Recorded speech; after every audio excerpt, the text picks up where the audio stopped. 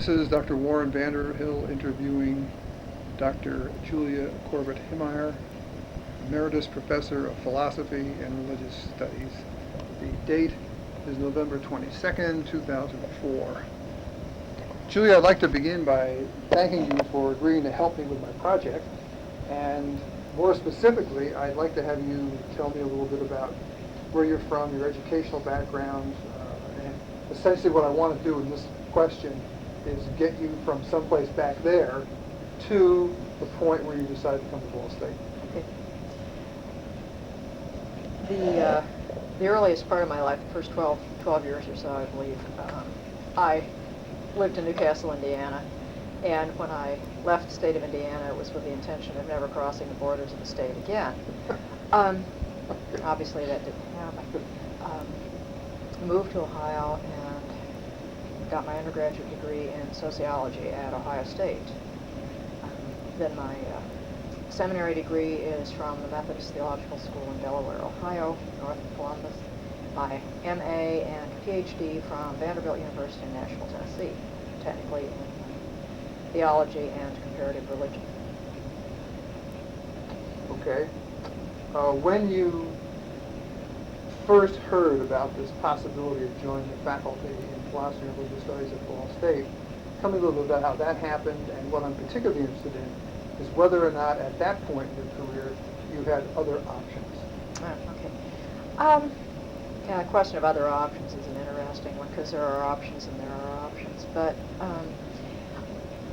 I had been looking, as I moved toward finishing my dissertation, the PhD, I obviously, like everybody, just started looking, and had one interview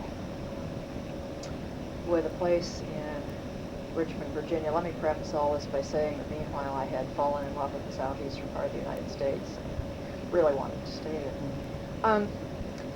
Had an interview at a place called the Presbyterian School of Christian Education in Richmond, Virginia, to teach theology, and that looked pretty good. They seemed to be, had a good time in the interview. They seemed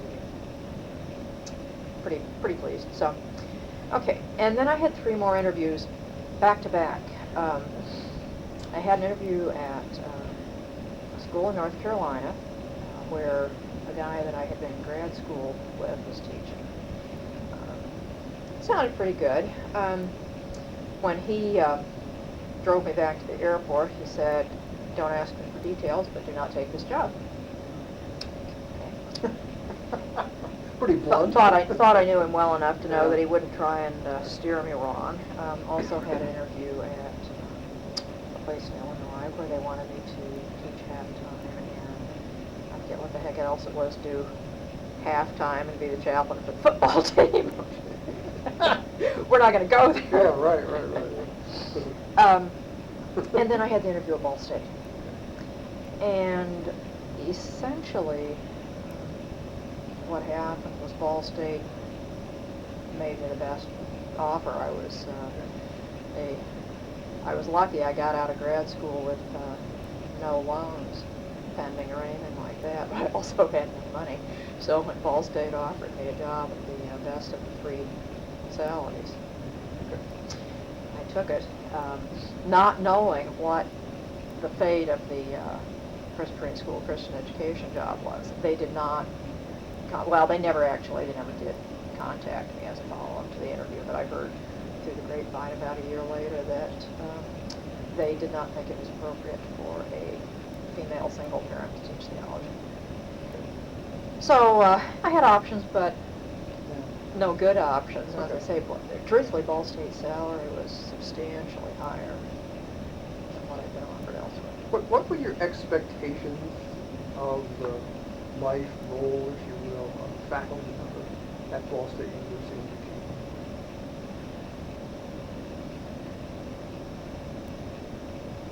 I don't know that I had any expectations. Okay.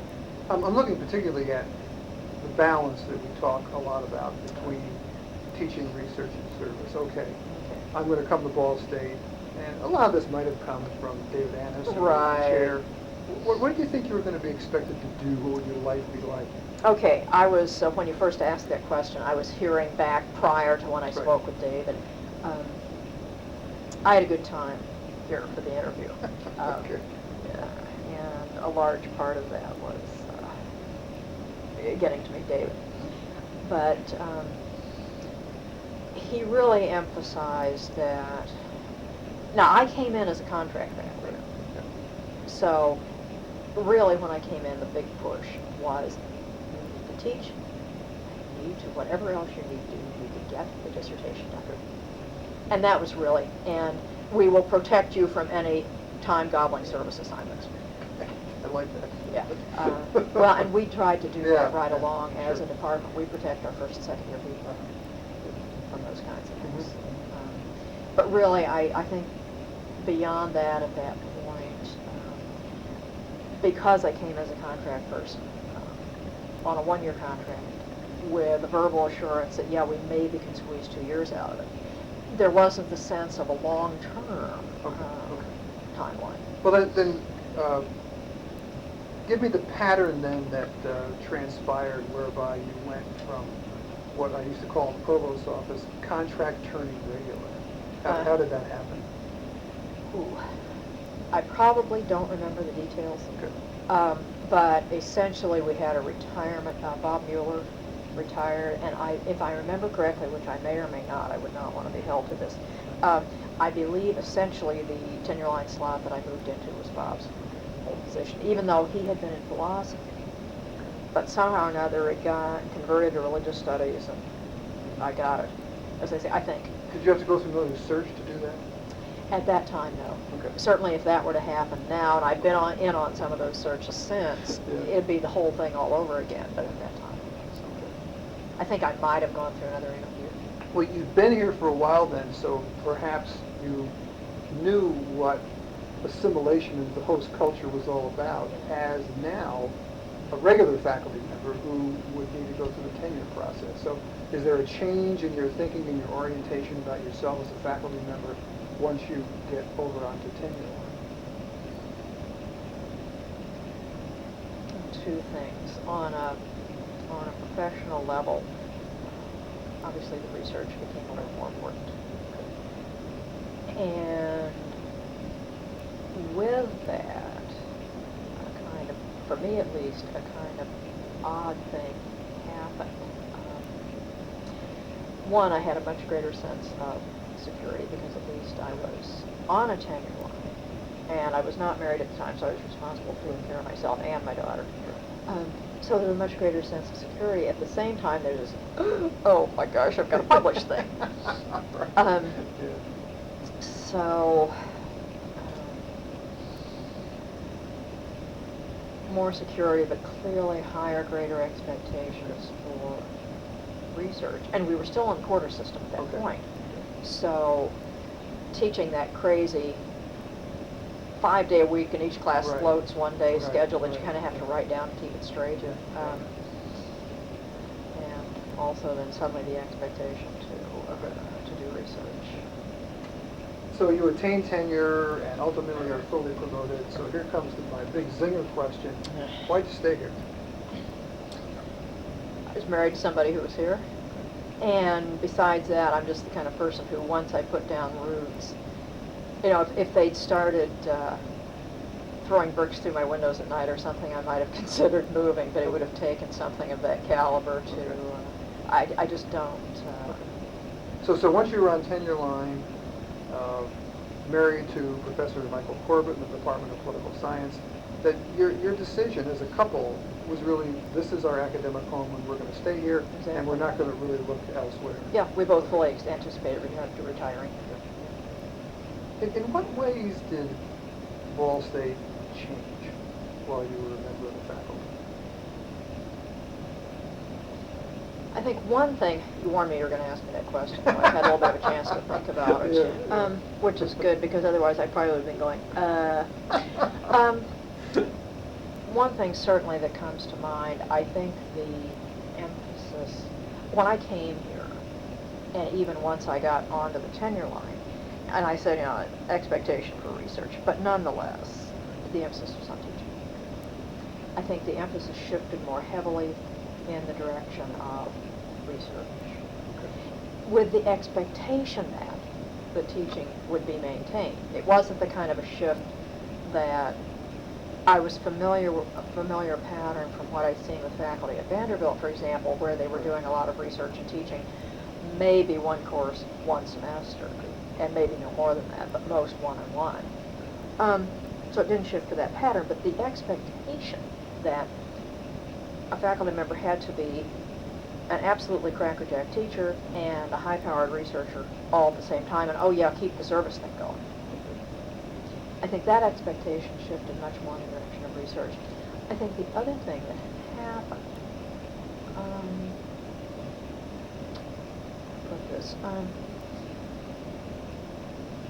it became, well, okay, let me say one other thing. The whole student rating system came into place. Before we assumed that, the assumption was that faculty knew how to teach, and that faculty would teach to the best of our ability, and the students certainly were not going to be the ones to rate that. If anybody was sort of keeping tabs on that, it was our peers. Okay, so then, well, the whole student rating system comes into place, and at least for me,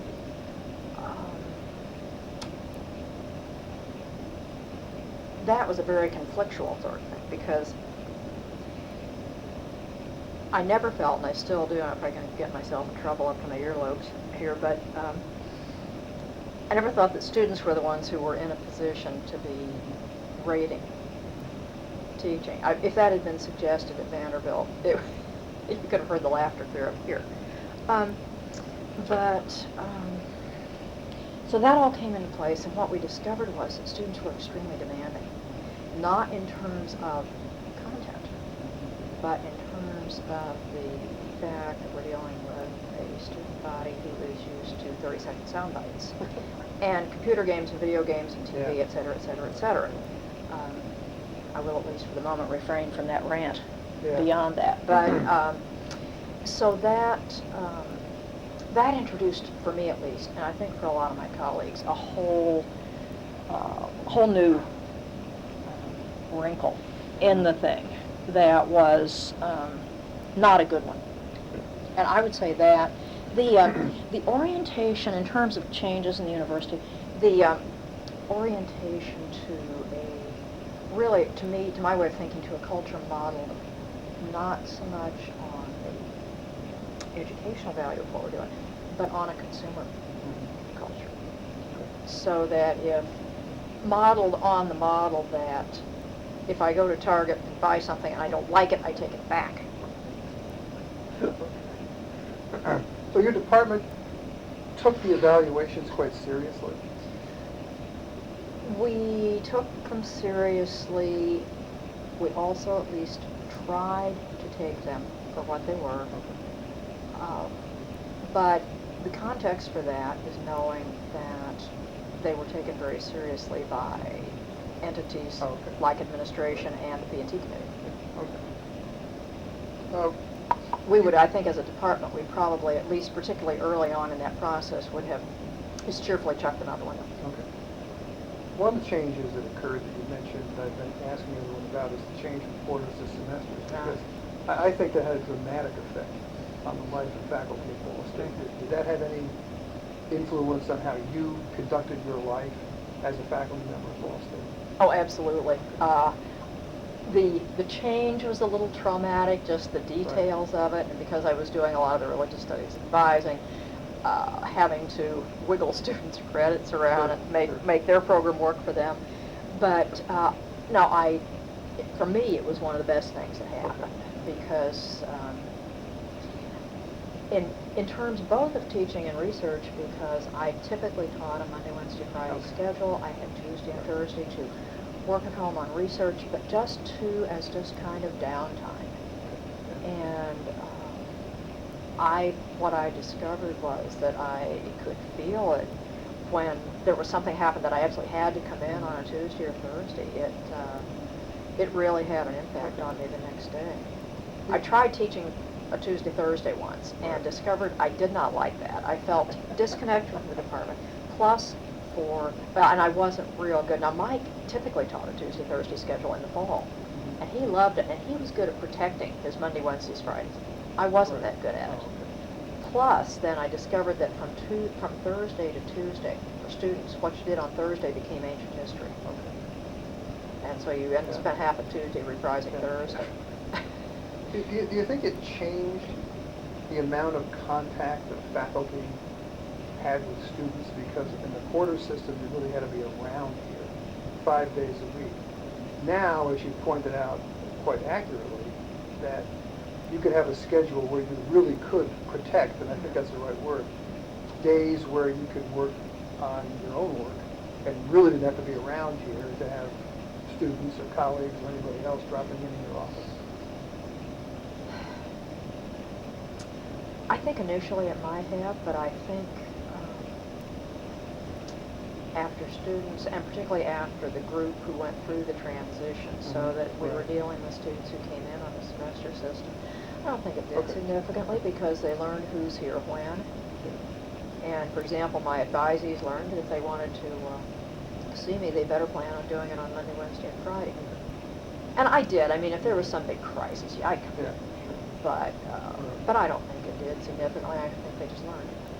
One of the other changes recently, more recently, in years, maybe 5 or so before you retired, was the change in the admission standards for the university. And I've been asking each person in my study if they noticed any change in the caliber of the students they had in classes in the last few years, contrasting that group of students with ones you may have taught in the previous X number of years after you came here.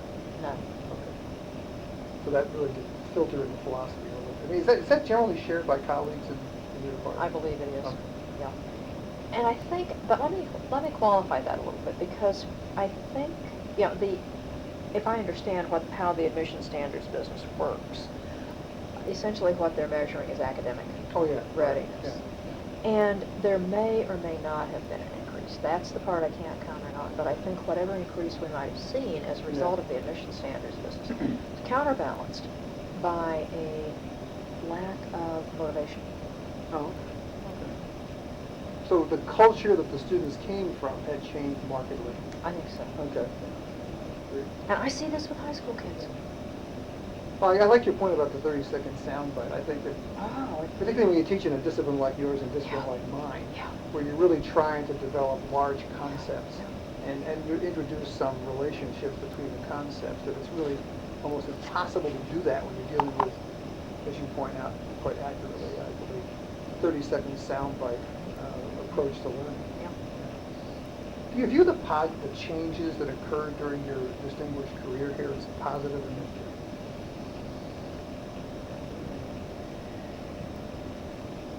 Or perhaps a bit of both? Yeah. I would have to say a bit of both. I think it's probably pretty clear I regard the whole student rating system as one big glaring negative. But in positive, and I think the motivation of the students I would see as negative. In terms of positives, for me, the increased recognition of religious studies programs. Now this is going to be more departmental stuff. Increased recognition of the religious studies program, ultimately the renaming of the department to be the Department of Philosophy and Religious Studies, where for years we were the Department of Philosophy only, but we also teach religious studies. That was certainly positive. The development of a departmental internship, the diversity, and on the departmental level, the diversification of our program. It was very much modeled when I came in, because of the history of it. The religious studies program was very much on a Judeo-Christian model. Right. And we diversified like crazy, and that is a process that is, I think, continuing even more so now. And so that's very, very positive. I think the other thing I would see as a negative, what appeared to me, and I definitely want to qualify and say it's what I perceived, an increasing administrative top-heaviness at the expense of faculty. Okay, well, talk some more about it. I mean, in terms of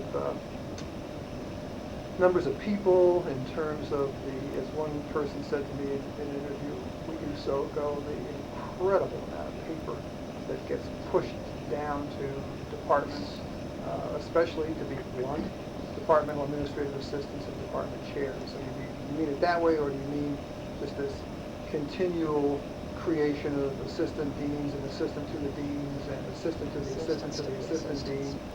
Both.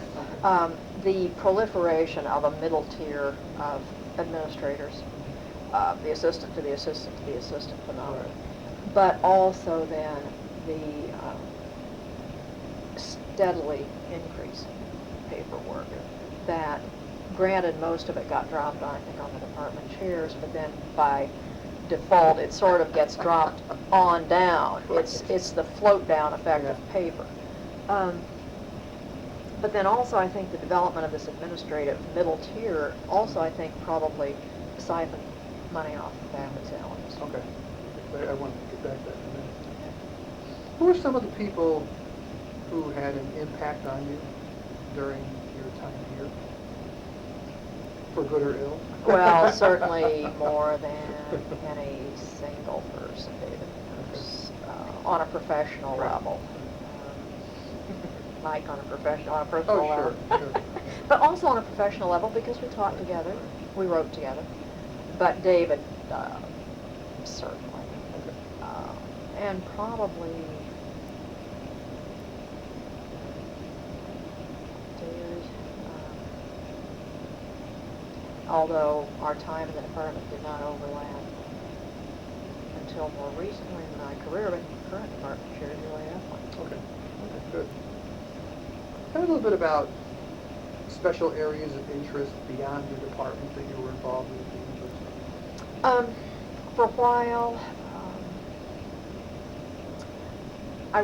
I did not make a big point to be involved in a lot of things beyond the department. I really tended to focus the department, but women's issues to some extent. I remember one thing way back. It had to have been in the first, well, to be safe, 10 years, but it's probably 5 years that I was here. It was a Women's Health Weekend. There was a staff faculty women's lunch program way back.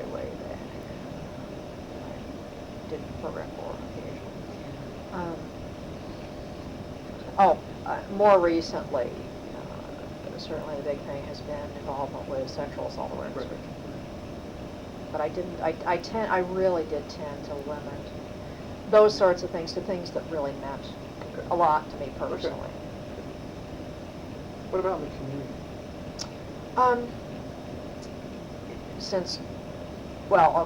Two things there. I only lived actually in Muncie fairly recently, because I was living out in Randolph County before that, and so once I got home, I tended to stay home, and that limited my community involvement. But I was a volunteer chaplain on call at the hospital since 2004. And in part, what led to my retiring here was the possibility of picking up a staff chaplain position there. So that was a big part. The Sexual Assault Awareness Week is a campus community thing. Right.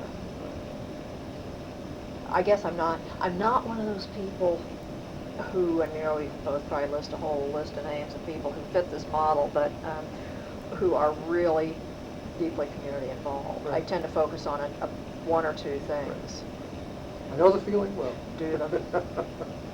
What is your perspective on the role of faculty in things like governance at Ball State?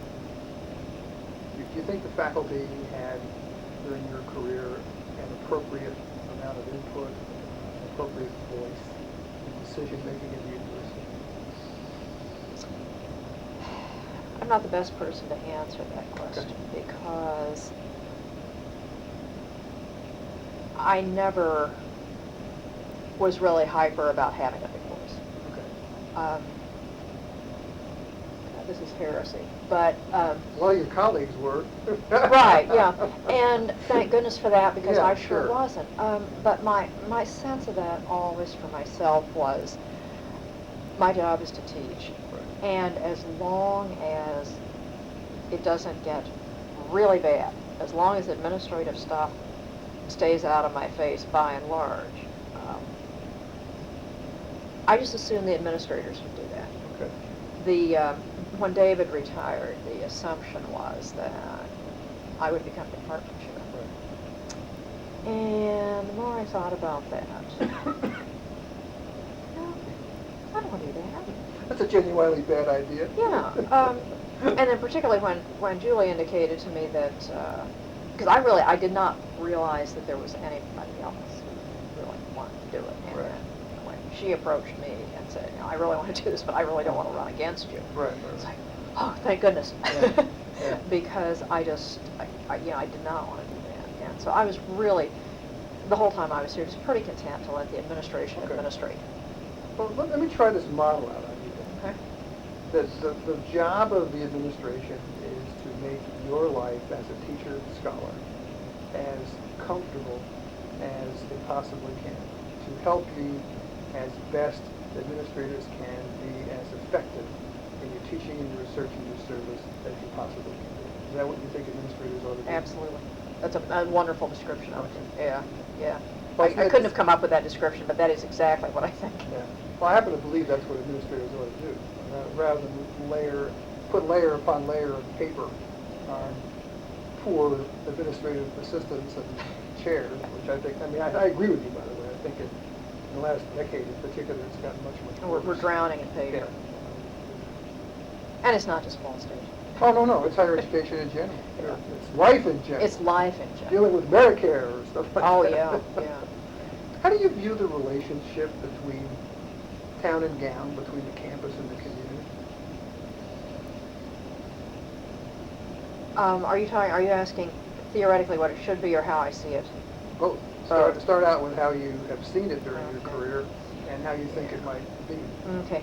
There has seemed to me, at least a good part of the time, to be at least an underlying, simmering town-gown conflict. And the way I describe that, at least, the way I understand it, whether or not correctly, I don't know, is that Muncie is a kind of a factory town that happens to have a major mid-sized university in it. Unlike Newcastle. Yeah, right. Yeah, it's Newcastle with a university, Right. except it's bigger. Right. Unlike, and where I draw the contrast usually is with Bloomington, which is a college town. Right. And the minute you walk down the main street and you feel the difference. But I also think that having been said, and I think part of that is essentially a political thing, that town views Ball State as this hotbed of knee-jerk liberalism Right. and bleeding hearts and leftist politicians and people who would invite somebody like the author of Fast Food Nation to speak on campus to bring it right up to date. Well put. But I also think that obviously, there wouldn't be Muncie Symphony without the campus. There wouldn't be all the things that go on at Emmons. Ball State contributes an incredible amount to this community. Do you think it's almost like a love-hate relationship?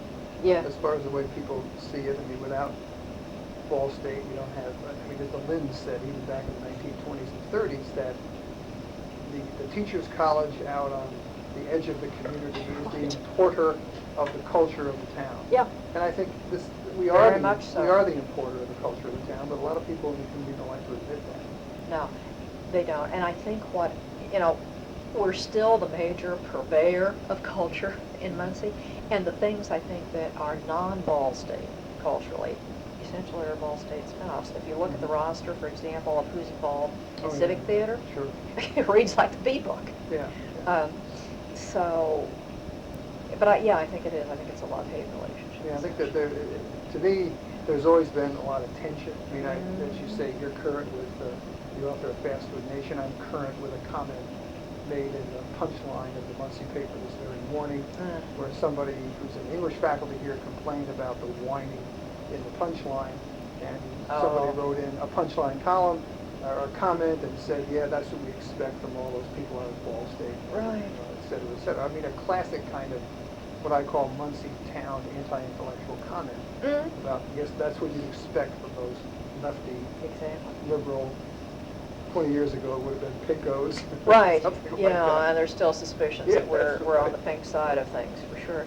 Yeah, and I think another way it translates is the thing that has come up again fairly recently, and I can remember bubbling to the surface periodically the whole time I've been here, parking issues. Right. Couldn't agree more. Do you think that the town-gown relationship has changed during the time you've been at Ball State? Not that I've been aware of. Okay. So it was that way when you came here, and it's that way now. And there still is a fair amount of tension. I think there is, yeah. Okay. But like you've said, love-hate relationship, if, you know, it's sort of a silly hypothetical, if Ball State suddenly said, all right, we're going to go away, I think all of a sudden there'd be this huge outcry about stay, stay, stay.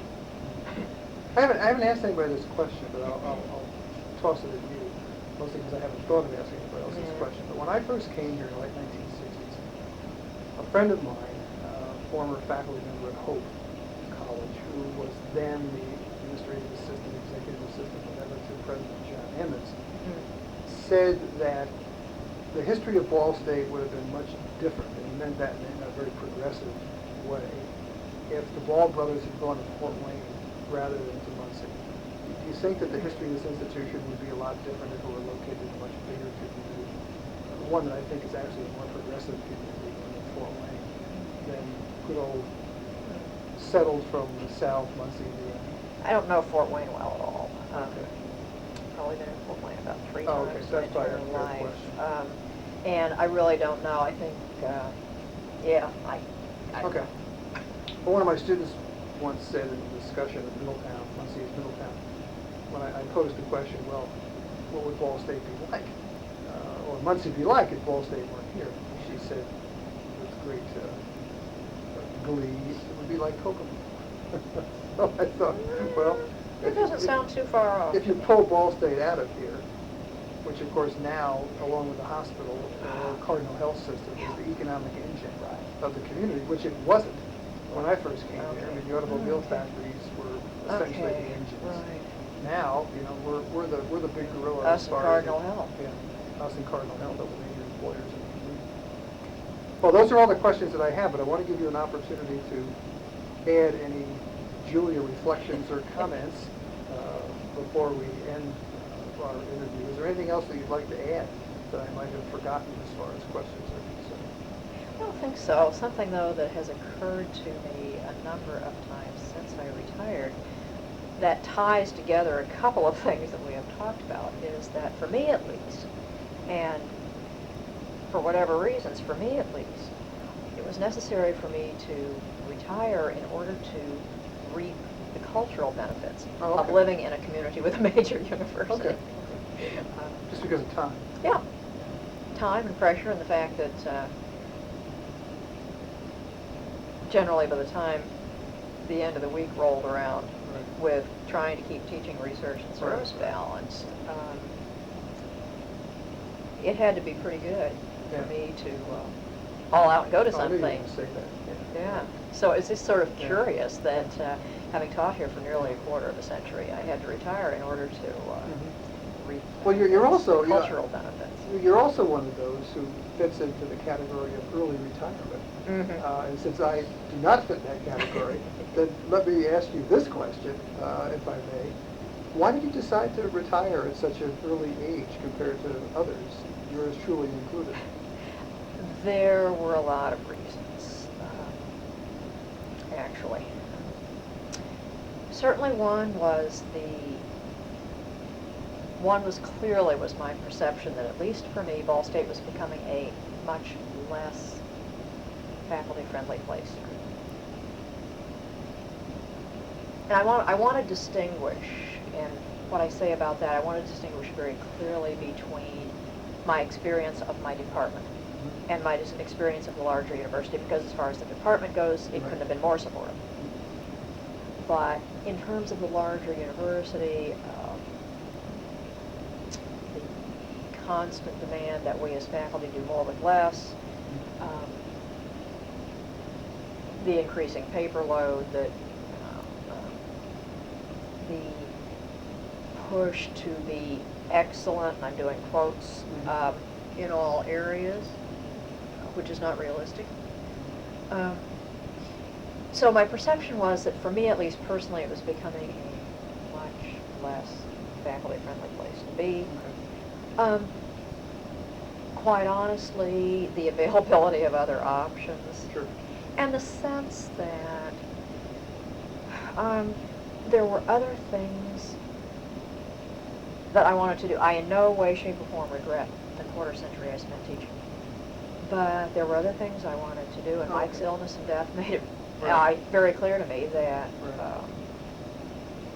You don't do I it now, have you'll never limitless do it. time. Yeah. No, none of us has Yeah. limitless time. Yeah. And the other thing, to be real honest, teaching wasn't exactly per se what it was when we were in it Yeah. together. Right. But that sense of having other things I wanted to do, and the realization that there's not limitless time. I had a colleague in the English department say to me when he took early retirement that he was just simply tired of being a professor. Yeah. He wanted to be something else. I can relate. Yeah, and I was also simply tired. Yeah. Yeah. Yeah. Physically, mentally, Well, you know, I think emotionally? that's another thing, and what I discovered for the first about, well, really, I retired at the end of May. It's only been within the last month that I felt like doing much of anything. And that, you know, that's just physical, mental, emotional, because I've been through a lot in about the past 5 years. Yeah. And a lot of days there that I was... training experience. Yeah, a lot of days there that I was quite content to keep the laundry done up and pick up after the dogs. And Pull the covers over your head. that was all I needed to do. Anything else you'd like to add? I don't think so. Thank you very much. I appreciate you Quit taking while I'm time to ahead. do this. Yeah, thanks.